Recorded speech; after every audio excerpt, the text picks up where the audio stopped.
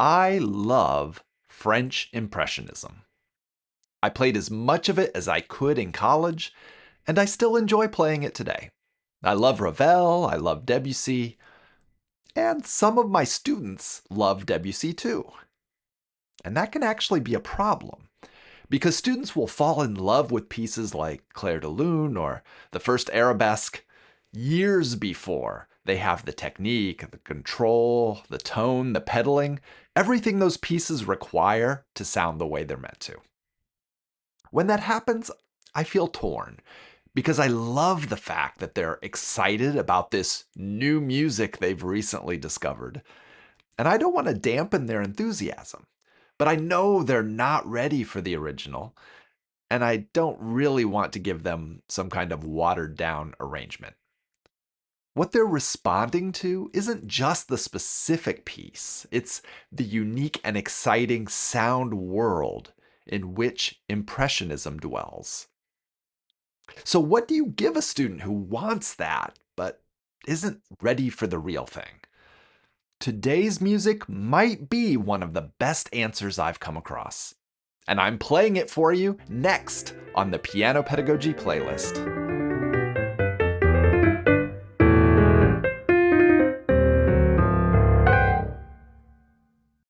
Greetings and welcome.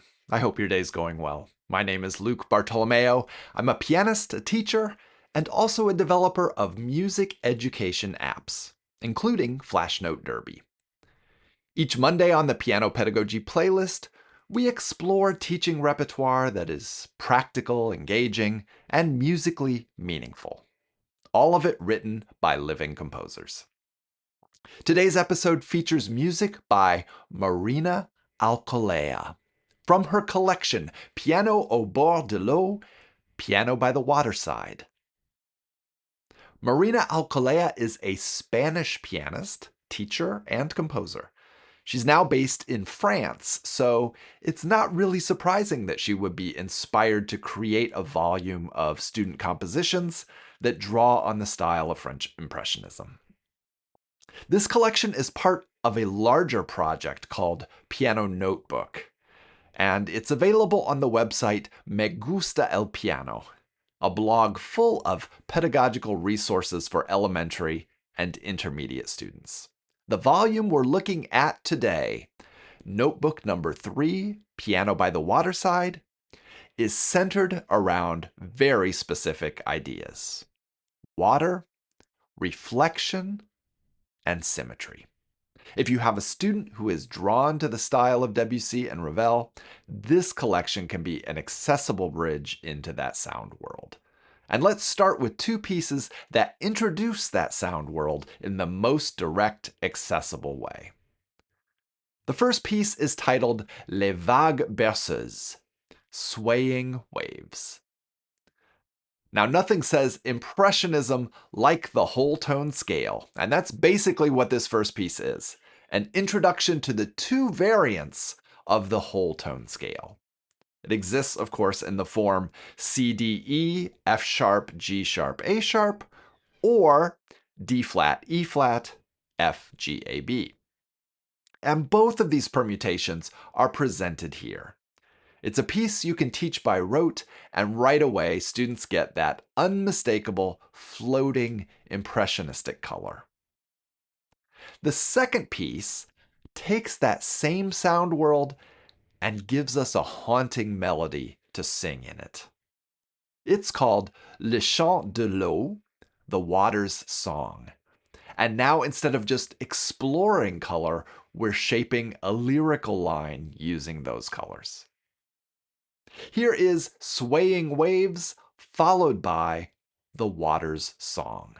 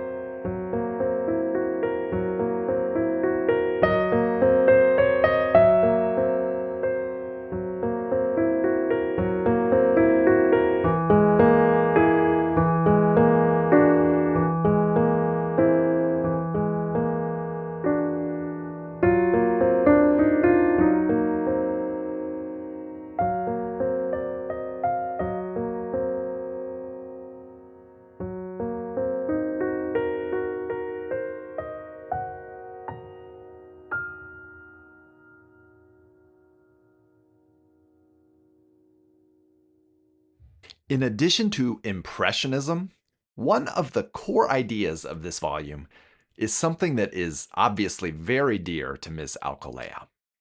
And that something is called mirror symmetry.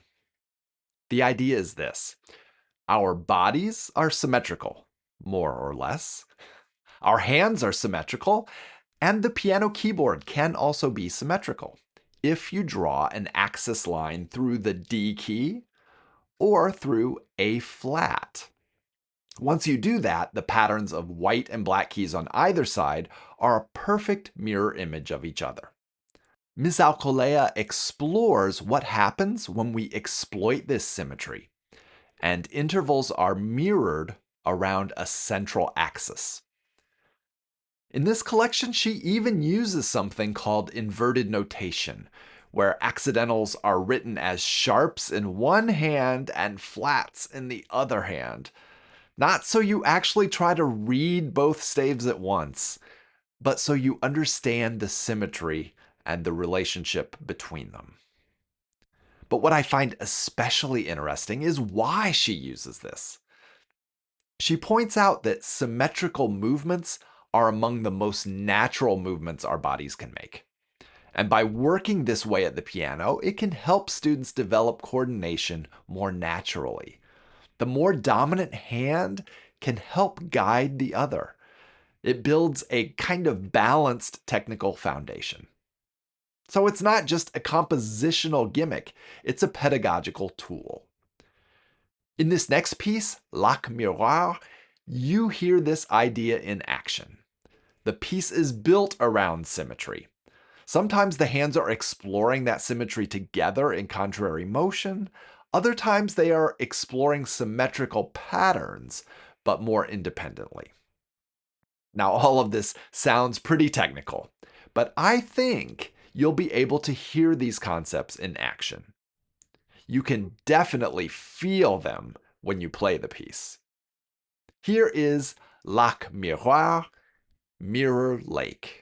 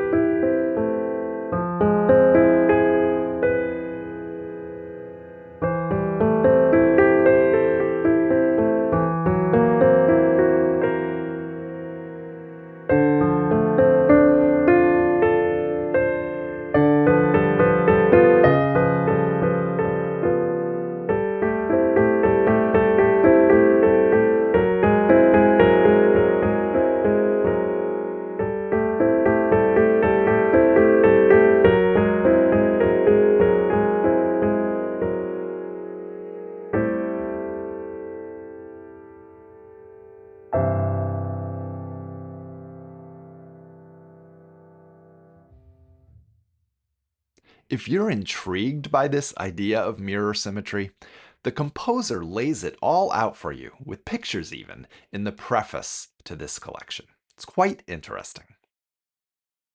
Finally, we arrive at two pieces in particular for that Debussy hungry student I've been talking about. Debussy, of course, wrote a famous piece called Jardin sous la pluie from the Suite Estampe, Gardens in the Rain. The first piece in this pair is called Gare sous la pluie, train station in the rain. And whereas Debussy's piece is over 3 minutes long and is a technical tour de force, Alcolea's piece is about 30 seconds in length. And it's fairly easily learned, but it will still provide the opportunity for technical development for students at the level you'd be assigning this to. And then finally, I'll end with the piece I would reach for when a student says, I want to play Clair de Lune. The title is Nereid, and it refers to sea nymphs, figures from Greek mythology associated with the ocean. And the music really captures that image. There's a flowing, sinuous melody set over an accompaniment that gently rocks like waves on the ocean. It's certainly not an easy piece, But for a student who is even considering playing something at the level of Clair de Lune, it should definitely fall into the category of realistically doable. My final two offerings by Marina Alcolea, Train Station in the Rain, and then Nereide.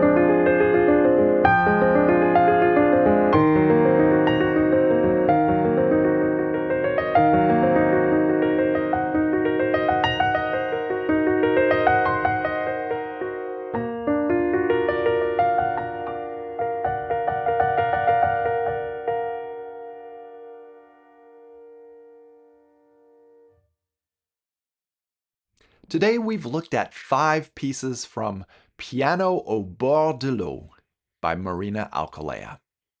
It's a collection featuring sophisticated impressionistic sound and genuinely musical, expressive writing in pieces that are approachable for students.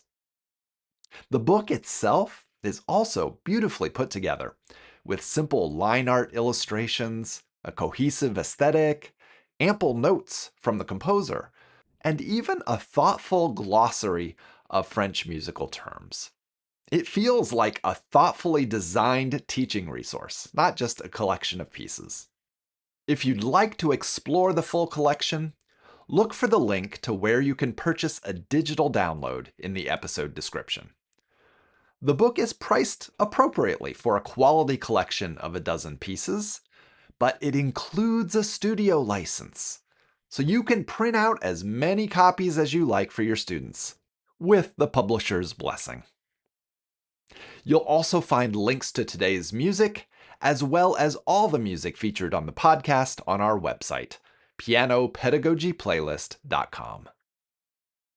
And just like that, we have to close the lid on today's episode of the Piano Pedagogy Playlist. In putting together this episode, I was really reminded that when a student falls in love with a piece, that instinct is worth protecting, even if the timing isn't quite right. Sometimes our job is simply to find the right stepping stone that keeps that enthusiasm alive. I'll look forward to seeing you again next Monday when I'll share some more of my current favorites from the contemporary piano teacher's repertoire. Until then, keep nurturing the music and have a great week.